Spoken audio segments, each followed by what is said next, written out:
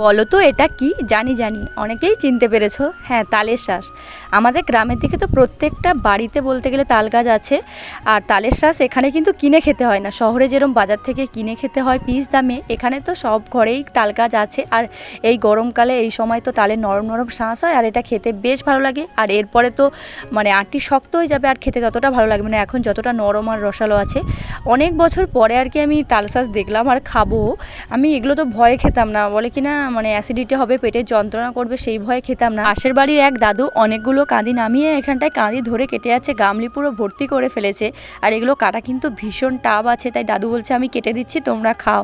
এবার দাদু বড় মুখ করে ভালোবেসে ডেকেছে, যদি না খাই তাহলে দাদুর মনে কষ্ট হবে, তাই ভাবলাম একটা খেয়েই নি, যা হবে পরে দেখা যাবে। দেখতেই পাচ্ছ যে প্রায় সন্ধ্যা লেগে এসেছে, যদি সন্ধ্যা না হতো দুপুর টাইমে হলে 2-3টে আমি খেয়েই নিতাম, অনেক বছর পর পেয়েছিলাম। আর মামনি দেখো এখানে বেশ মজা করে আর কি খাচ্ছে।